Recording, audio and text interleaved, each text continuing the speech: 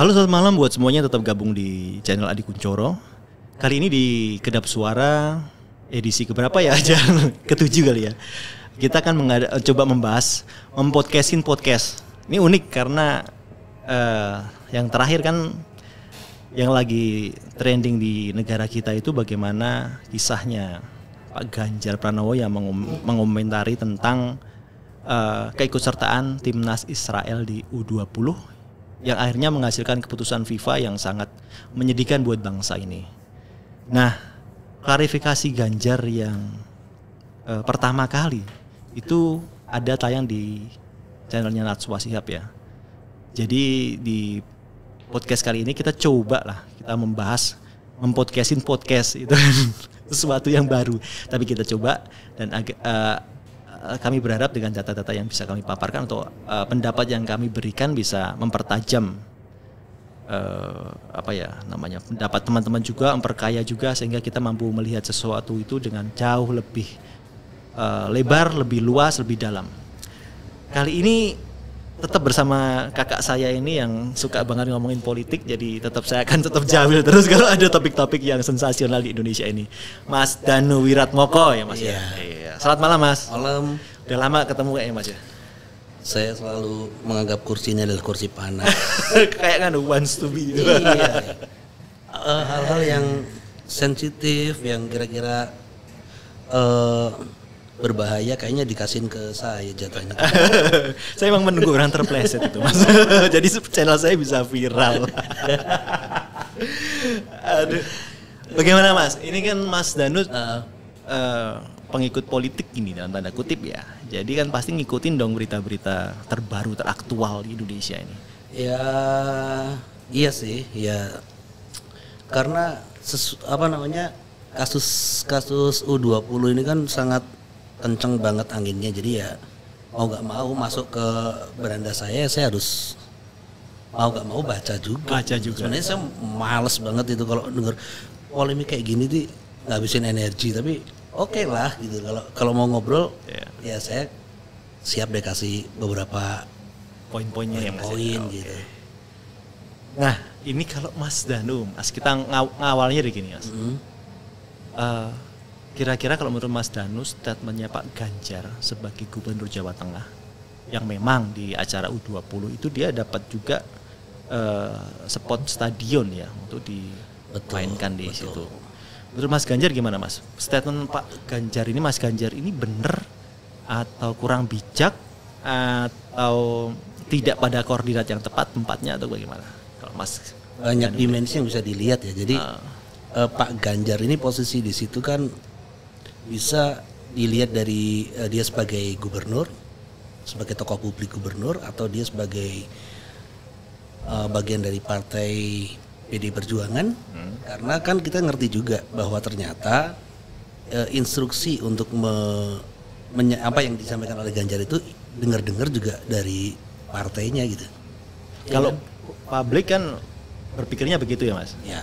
Ya, karena nggak tahu sih kenyataannya seperti itu. Tapi beberapa kantor berita di Indonesia juga menyatakan seperti itu. Itu instruksi dari Bu Mega gitu katanya. Karena gini Mas, kalau kita lihat indikasinya karena dari pimpinannya Pak Ganjar secara struktural di partai. Bukan di negara. Jadi kan harusnya kan Pak Jokowi kan. Ya. Sementara Pak Jokowi sendiri mendukung. Kan dia pidato terakhir Pak Jokowi berkomentar tentang itu, mengatakan bahwa memisahkan antara politik dan agama. Politik dan olahraga. Kan ya. itu U20. Oke. Ya kan Mas? Nah, artinya bahwa apa yang Pak Ganjar statementkan itu bertolak belakang kan keputusannya Pak Jokowi sebagai presiden dan sebagai atasannya dia. Iya. Ya kan? Itu artinya ada sesuatu yang kok berani gitu loh. Dalam tanda kutip kok jadi berani begini, gitu.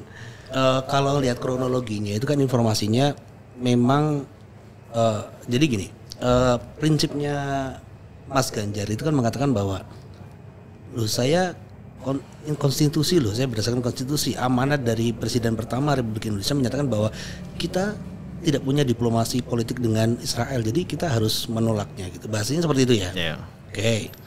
Terus kemudian dia juga sempat mengatakan katanya ada ranah abu-abu nih yang sampai sekarang kita nggak ngerti siapa yang dititipin sama Ganjar Pranowo untuk disampaikan ke Presiden Jokowi waktu itu. Ganjar mengatakan itu juga di Najwa sepertinya juga ada ya. Ganjar mengatakan bahwa saya sudah titip pesan ke Pak Jokowi, saya ngomong seperti ini gitu. Tolong sampaikan. Tapi sepertinya pesan itu bisa sampai bisa tidak gitu loh. Ini abu-abu yang orang masyarakat mungkin nggak akan ngerewes tuh sopo gitu aja nih gitu loh. Nah, pertanyaannya berarti ini sing dolanan sopo sih aja nih gitu loh. Jadi Ganjar merasa benar, berarti dia merasa sudah menyampaikan meskipun tidak langsung, terus dia berani statement seperti itu. Apalagi ada instruksi dari partai seperti itu gitu loh. Ya. Oke. Kalau dilihat dari sisi yang lain ya Mas, oke lah Pak Ganjar berkomentar berdasarkan itu, ya kan? Tapi di sisi lain komentarnya Pak Ganjar itu kan komentar tentang sesuatu yang berkorelasi dengan dunia internasional, ya kan? Artinya secara garis besarnya bukan kapasitas dia, itu harusnya negara antar negara. Iya. Nah, tapi kok Pak Ganjar itu sangat berani untuk berkomentar statement yang harusnya bukan kewenangan dia, apalagi dia masih punya atasan, karena negara kita kan bukan negara federasi yang dari negara-negara bagian ya. Kita kan semua gubernur tetap di bawah kepresidenan. Iya. Nah ini yang menarik Mas. Ini yang memang itu yang jadi pertanyaan saya juga. Kok bisa ya gitu loh. Tidak ada koordinasi dengan antara pusat dengan daerah gitu loh. Sebenarnya Ganjar Pranowo ini kan sebagai tokoh publik, tokoh birokrat yang ada di bawah presiden, dan dia pasti sudah di briefing jauh-jauh hari bahwa Indonesia akan menjadi tuan rumah Piala Dunia U20. Dan ada kemungkinan bahwa seluruh dunia punya kesempatan untuk bisa masuk ikut dalam kegiatan itu, termasuk Israel. Kenapa? Justru yang jadi pertanyaan saya, kenapa Ganjar tidak ngomong dari awal? Oh boleh Pak Jokowi, kan bisa aja ketika dia diajak rapat sama Jokowi dengan PSSI dia bisa ngomong. Oh boleh Pak, tapi Israel gak boleh ikut ya. Tapi jauh-jauh hari dulu dong, jangan sekarang gitu. Ini yang bikin rame kan karena sudah ada keputusan FIFA untuk menempatkan Indonesia sebagai tuan rumah, tapi tiba-tiba karena ada statement itu terus dibatalkan. Iya. Walaupun ini implikasinya gede. Walaupun banget. FIFA tidak secara gamblang menyatakan hal itu, tapi seluruh orang tahu lah. Ya kan Mas. Itu hanya karena bahasa memperhalus aja. Betul. Nah ini Mas. Dari sinilah orang mulai berpendapat bahwa kalau Pak Jokowi itu mengatakan statement yang berbeda, mendukung sementara Pak Ganjar menolak, itu kan berarti Pak Ganjar memiliki sesuatu, ya kan Mas? Atau yang katakanlah tadi orang akan beranggap bahwa ini apakah ini titipan jalur partai? Karena kalau jalur negara, setuju. Nah disitulah baru banyak mata tertuju sorot pada partai PDIP. Ditambah Mas, peristiwa kedua ini agak terpisah ya, tapi relevan lah. Statement Bambang Pacul di rapat mengatakan bahwa sekarang bahwa kalau kepingin keputusan besar di DPR itu terlaksana ya harus lewat ketua partai. Nah dari garis itu yang selama peristiwa 1 bulan ada 2 peristiwa yang menurut saya sih relevan ya. Iya. Berkorelasi ya Mas ya. Itu orang kemudian menyampaikan bahwa memang Pak Ganjar itu ada, walaupun Pak Ganjar nggak mengakui loh waktu di Najwa Shihab ya. Dia nggak ngakuin kalau itu titipan atau bagaimana. Dia mengatakan bahwa dia tidak. Itu benar-benar inisiatif dari dia. Tapi dikasih lain bahwa Pak Ganjar itu bersama Pak Koster, Gubernur Bali yang notabene juga sama-sama dari partai yang sama ya. Iya. Sementara di sisi lain juga kita tuh selama ini Pak Ganjar kan jadi calon terkuat untuk Presiden RI 2024 ya. Di mana orang tuh beberapa survei seperti itu. Iya, merepresentasikan bahwa Pak Ganjar itu adalah Pak Jokowi. Iya. Nah, dengan peristiwa ini kan kelihatan berbenturan, Mas. Nah, pertanyaan kedua. Kira-kira Pak Jokowi akan tetap mendukung Pak Ganjar atau dia akan berpaling ini, Mas? Karena melihat kebiasaannya orang itu berkhianat kan kalau sudah jadi itu, Mas. Orang sudah dijadikan, setelah jadi baru dia punya kepentingan lain atau mungkin kalau kita bahasa halusnya ya mungkin dia punya skala prioritas yang lebih lain gitu loh. Kemudian baru dia punya hal yang terpisah dari komitmen awal pengkhianatan kalau orang bilang gitu. Tapi ini di awal-awal sebelum didukung, Mas Ganjar itu sudah melakukan sesuatu yang berbeda dengan apa yang dicanangkan sama Pak Jokowi. Kira-kira gimana ini, Mas? Saya bukan dukun nih, tapi kalau Pak Jokowi sih selama ini tidak ada ranah yang serius benar mengatakan ke publik ya bahwa pengganti saya adalah Ganjar Pranowo, enggak. Jadi dia masih bisa membuka kesempatan ke siapa aja sih sebenarnya. Ya. Ke Prabowo pun juga mengatakan ini calon pengganti saya nih gitu kan. Ya karena sempat ada seperti itu juga. Iya, karena kalau Pak Jokowi sih kepentingannya adalah warisannya, program-program warisannya dia dilanjutkan oleh betul. Siapapun yang akan jadi berikutnya. Makanya dia agak main mata ke kanan kiri. Nah, kalau kansnya untuk Pak Ganjar gimana, Mas Ganjar? Kalau kansnya Ganjar didukung Pak Jokowi maksudnya. Saya pikir mereka masih sekarang kita lihat berita-berita terakhir ini Ganjar begitu mesra loh sama Jokowi. Ini lagi tadi sholat Jumat di Masjid Al Said di Solo itu bareng juga. Wah, inilah kalau personal diselesaikan dengan hal seperti itu sangat cair dan cepat sekali. Iya. Diakui atau tidak Ganjar Pranowo itu orangnya flamboyan. Jadi dia bisa gampang sekali mencairkan suasana, dia bisa gampang sekali memberikan ngayem-ngayemi orang itu paling pinter Ganjar Pranowo itu. Diakuin atau tidak gitu loh. Dia bisa ketika ada demo sopir truk di Semarang dia langsung naik ke podium dan mereka nggak ada yang marah-marah sama Ganjar. Oke, setuju semua gitu. Pinter Ganjar Pranowo untuk urusan kayak gitu. Di U20 ini juga kayaknya begitu. Ketika ada yang protes dari anak-anak U20 itu, Pak Ganjar, Anda membunuh mimpi saya. Saya pengen ngobrol sama kamu. Selesai. Ya. Karena gini, Mas. Oke lah. Akan ada juga orang berkabar ya U20, umur 20, Mas. Iya. Umur 20. Sekarang, Mas, kalau Pak Jokowi misalnya gampang lah dicairkan. Mungkin dengan suatu makan malam bersama atau mungkin yang Mas bilain buka bersama atau segala macamnya. Sekarang kalau akar rumput arus bawah yang sudah terlanjur kecewa, lihatnya gampang sih, Mas. Kita lihat dari komentar yang selama ini ada, mungkin di komentarnya podcastnya Najwa Shihab yang kita bahas ini, bawahnya kelihatan seberapa besar orang yang kecewa sama Pak Ganjar Pranowo. Banyak sih, cuman kan kita nggak ngerti dia itu sebenarnya bisa jadi buzzer bisa. Mereka itu yang memang dari awal tidak suka sama Ganjar nyari kesempatan untuk itu, atau orang yang memang mendukung Ganjar tapi kecewa juga ada gitu loh. Jadi ya kita belum bisa ngelihat ininya sebenarnya. Petanya itu mereka itu sebenarnya siapa. Oke, tapi kalau dari tapi memang banyak.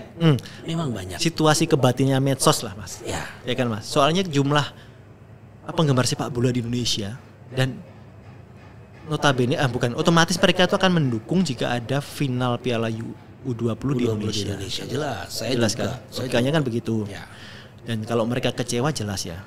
Nah, permasalahannya ketika itu alasannya dipantik adalah alasan soal Palestina segala macam, di mana itu beberapa orang menganggap bahwa itu Pak Ganjar offset. Nah, itu di kalangan arus bawah kan yang seperti saya bilang bahwa mereka tuh banjir dengan arus informasi segala macam yang kan mencoba menghubung-hubungkan hal-hal yang itu apakah benar apa yang dikatakan Pak Ganjar dan segala macamnya. Termasuk bagaimana ketika Palestina sendiri nggak protes tapi malah sini yang protes, kan, Mas? Dimana kita berita informasi bahwa ternyata timnya Palestina pelatihnya ada juga orang Israel, kan? Itu kan menjadi lucu kan, Mas? Jadi orang akan menganggap memposisikan Ganjar seperti apa ini, Mas, untuk ke depan, terutama orang-orang bangsa Indonesia yang sudah terlanjur kecewa ini. Ya kalau lihat dari beberapa atau banyak komen itu, misalnya ada satu ini nih, bahkan sampai di akunnya Ganjar ya, ketika Ganjar ngomong kita hari ini sholat sama Pak Jokowi nih, terus Jan Etes sekarang sudah pinter loh, sehat-sehat selalu ya nak, gitu. Dia mencoba seperti itu, tapi di bawahnya tetap ada bulian. Saya mendukung Ganjar Pranowo untuk presiden Palestina. Pasti ada gitu loh, dan selalu muncul hal-hal seperti dan itu. Gilanya netizen Indonesia itu kreatif loh, Mas, kalau bikin komen seperti jadi itu. Orang Indonesia tuh memang seperti itu. Jadi dia melihat penderitaan itu menjadi sebuah entertain. Bahan entertain. kolom komentar tuh hiburan tersendiri yang mahal loh Mas. Betul. Jadi kalau ada peristiwa yang penting tuh, ayo siapa sih yang akan lihat kolom komentar? Iya loh, meskipun dia mangkel tapi lucu-lucu. Lucu-lucu. Tapi saya membaca bahwa ini hal yang serius sebenarnya untuk mereka. Cuman mereka kan tidak terbiasa menyebutkan suatu kekecewaan, sebuah protes itu dengan jalur-jalur yang akademik gitu kan nggak biasa orang. Adanya medsos, sementara DPR kita mungkin tidak begitu care dengan kejadian U20 ini gitu. Jadi ya medsos lah jadi bahan, karena mereka apalagi selama ini kan membuktikan bahwa the power of medsos ini sangat kuat sekali kan. Bisa bikin Verdi Sambo di penjara itu kan karena medsos juga tuh. Iya, benar. Nah, ini Mas, kemudian bab yang tentang Ganjar yang mengatakan bahwa dia sudah mengukur segala macam konsekuensi dari apa yang dia nyatakan statementnya dia itu. Sementara kita lihat sendiri bahwa tawaran yang ditawarkan Ganjar tentang bagaimana dia mencoba menenangkan suasana, misalnya seperti yang dilakukan pada anak U20 yang protes waktu di Twitter atau di Instagram yang kemudian viral. Anak 20 protes, kemudian Ganjar bilang, oke, nanti kamu akan saya carikan pekerjaan di instansi atau perusahaan atau jabatan atau bagaimana begitu. Itu kan kelihatan bahwa Pak Ganjar gak siap sebelumnya. Itu sebenarnya kalaupun itu benar-benar dilakukan, itu sebenarnya membunuh mereka juga sama aja. Iya, karena passionnya mereka di bola. Ini loh, kayak dulu itu atlet PON, terus direkrut sama BPD, jadi bankir, nanti udah jadi bankir nggak boleh ikut latihan. Ada yang masih kayak gitu ya? Kan sering kayak seperti itu. Iya kan? Udah kamu atlet, tak masukin jadi atlet Pemda deh nanti gitu. Jadi pegawai Pemda, apresiasi kami. Tapi setelah jadi pegawai dia punya banyak pekerjaan, nggak bisa latihan, nggak bisa apa. Gitu. Jadi hilang, sama aja gitu. Kalau saya melihatnya gini, jelas statement Ganjar itu dia tidak sampai kepikiran bahwa apa yang disampaikan itu bisa membatalkan U20. Iya. Ya, Piala U20 di Indonesia. Dia hanya memprotes bahwa Israel tidak boleh main. Dan dia di beberapa media mengaku bahwa dia sudah memberikan solusi sebenarnya. Kan bisa tempatnya di beda. Pelaksananya bisa kerjasama dengan Australia atau dengan Singapura maksudnya dia seperti itu gitu loh. Tapi dia menyampaikannya kan sudah mepet sekali. Dan itu ada kasus Israel masuk. Iya, dan itu dipandang sama FIFA ya. FIFA sebagai bentuk intervensi, Mas. Betul. Karena kok ngatur, gitu kan gitu. Harusnya kan ya penyelenggara sudah taken MOU. Sebenarnya kan dulu bisa ya, kayak Piala Dunia Jepang dengan Korea itu kerjasama kan bisa. 2 negara waktu itu. Iya, oke. Bisa sebenarnya. Tapi jauh-jauh hari dong dirancangnya. Nah, sekarang ini kan kelihatan nggak mau terima banget gitu. Iya. Dan kalau itu misalnya keluar dari instansi yang lebih tinggi, setingkat menteri atau mungkin dari Pak Presiden langsung ke FIFA mungkin berbeda cerita ya Mas. Ya.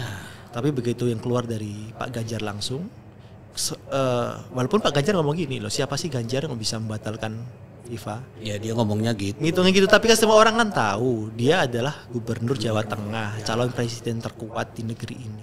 Dia punya kekuatan politik juga. Dan siapa pendukung di belakangnya kan tahu. Banyak. Makanya FIFA kan melihatnya sampai sejauh itu, Mas. Kalau dia berkilah tentang alasan keamanan sampai detik terakhir di perhelatan U20 yang mulai persiapan itu kan tidak ada semacam warning, travel warning atau apa untuk Indonesia. Untuk atau mungkin dari BIN tentang adanya sebuah gini kan nggak ada, Mas. Jadi kalau itu kayaknya kurang pas kalau itu yang dikatakan. Kan dia pernah mengatakan bahwa itu masalah keamanan juga dipikirkan karena ada tim Israel dan sementara kita banyak yang pendukungnya Palestina gitu kan. Sementara di sini aslinya kan nggak ada wacana yang berkembang tentang hal itu. Ya saya pikir kalau saya lebih percaya masih ada polisi, masih aman lah. Masih aman ya. Sebenarnya masih aman itu. Ya kan? Ya gini ya. Kalau ya itu menurutku ya mungkin karena timingnya aja. Ganjar itu terlalu mepet menyampaikannya. Itu kan seperti ada titipan. Kesannya begitu Kesannya seperti itu. Jadi bukan dari dia benar gitu loh. Harusnya dia sebagai kalau itu bukan titipan. Kalau itu bukan titipan dan itu adalah ide dari dia sesuai konstitusi gitu. Harusnya dia sebagai kepala pemerintahan dia ngerti dong potensi-potensi apa yang akan terjadi jika Piala Dunia akan dihelat di Indonesia, termasuk keberadaan timnas Israel datang ke sini seperti apa. Dan itu sudah harus diprediksi jauh-jauh hari. Iya.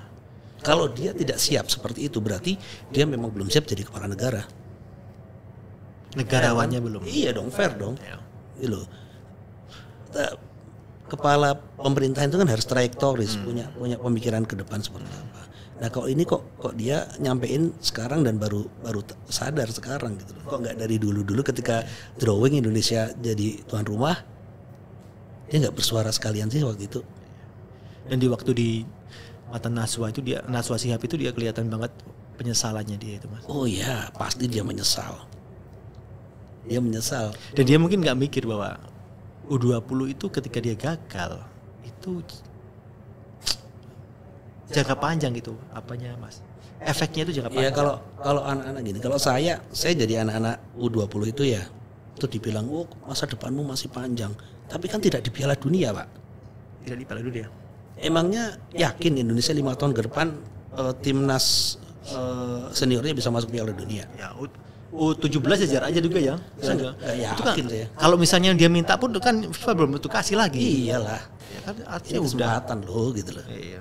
Jadi nggak, kalau menurutku kekecewaan anak-anak U20 itu ya wajar, seperti itu banget itu. Udah latihan 3 tahun. Tapi ada fakta unik juga Mas. Ya. Ada yang melihat bahwa ini kayak semacam komentar-komentar yang melihat bahwa ini semacam rivalitas juga.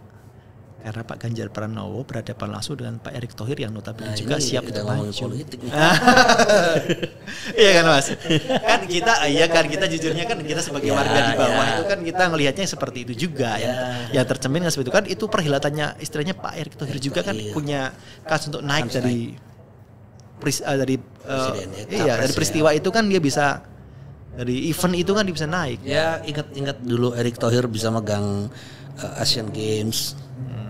Terus dia jadi menteri gitu. Oh iya. Tapi nggak ingat kan waktu di ATM semua Pak Erick Thohir ada wajahnya itu. Kan di ATM kan ada Pak Erick Thohir dan dia tahu kan dia. Gitu. Iya, harusnya di ATM itu kan ada wajahnya Bu Sri Mulyani. Ini kan lebih lucu itu. Gimana Mas lihatnya kalau dari ini? Ya, aku pikir ya bisa jadi. Bisa jadi ya. Bisa jadi seperti itu. Tapi kan sah aja kan orang umum, orang di bawah melihatnya hal seperti itu. Oh iya. Kutak gatuk ya nggak tahu ya Mas ya. Kadang rakyat itu malah sesuatu yang benar tapi memang tidak terbuka tabirnya loh. Iya. Ini hal yang bisa terjadi gitu loh. Cuman kan yang di atas enggak kok gitu loh. Padahal di belakang iya. Bisa jadi gitu loh. Sampai sekarang aja kita nggak ngerti juga kan. Yang pas tadi di awal saya udah ngomong ya. Yang disampaikan kan katanya Pak Ganjar titip pesan ke Pak Jokowi itu. Tapi orangnya siapa coba yang dititipin? Pak Ganjar kan nggak ngomong. Ya. Tapi kalaupun ngomong Mas,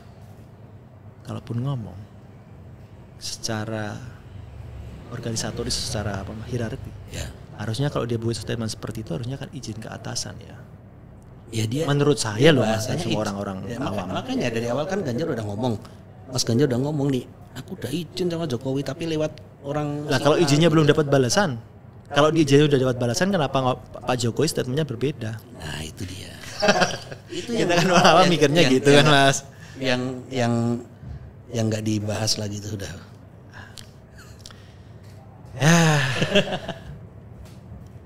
Terus terakhir nih Mas. Ya. Menurut Mas Danu kan Pak Ganjar untuk ke Pilpres gimana ini dengan peristiwa ini? Karena kita tahu lah kalau di medsos tuh kita sudah hampir semuanya itu merasa kecewa. Kalau berkurang ya ada tipe netizen atau tipe masyarakat yang kalau udah kecewa ya wis gitu loh. Tapi ternyata beberapa kasus itu netizen itu pemaaf. Pelupa atau pemaaf? Ya dua-duanya sih, aku pikir dua-duanya, pelupa dan pemaaf. Jadi dia mudah sekali kejadian yang lalu ya wes lah gitu loh. Itu kan memang tipenya netizen kita itu, Mas. Iya, Mudah makanya. lupa. Dan itu sepertinya juga akan dimanfaatkan oleh Ganjar Pranowo. Mudah hanyut dan mudah lupa. Betul, dan perhelatan Pilpres kan masih Februari nih. Waktu dari bulan April sampai Februari ini masih kurang lebih 10 bulan. Masih ada kesempatan untuk dia merubah politik lagi begitu. Saya baca berita dan saya sempat melihat beberapa baliho di Magelang ya. Saya melihat ada balihonya Ganjar Pranowo loh. Di sini. Iya muncul. Masa depanmu masih panjang bro gitu. Bahasanya seperti itulah kira. Oh iya? Iya. Aku belum lihat loh, Mas. Telat Gede itu berarti ya. Gede dong. Gampang. Sebenarnya mengambil hati netizen itu sepertinya kok gampang gitu ya. Bener apa enggak ngerti sih. Nggak tahu ya, Mas. Cuma gini, ada analisis yang mengatakan bahwa oke, kalau di tingkat-tingkat kasus oke. Tapi kalau ini yang tentang menyangkut dunia persepak bolaan, di mana jangan salah, sepak bola itu menghasilkan fanatisme juga yang sangat. Betul. Ya, ya justru karena sepak bola ini jadi gede. Sebenarnya kan ya ngerti di Bali kemarin ada cabang olahraga yang lain, Israel ada juga nggak apa-apa. Sebelumnya. Iya. Alasannya ya mungkin bisa aja alasan saya nggak tahu kecolongan. Nggak masuk akal. Wayan Koster masuk kecolongan juga gitu loh. Nah besok ini ada lagi tuh sampai wakil gubernur Bali juga mengatakan saya nunggu perintah dari.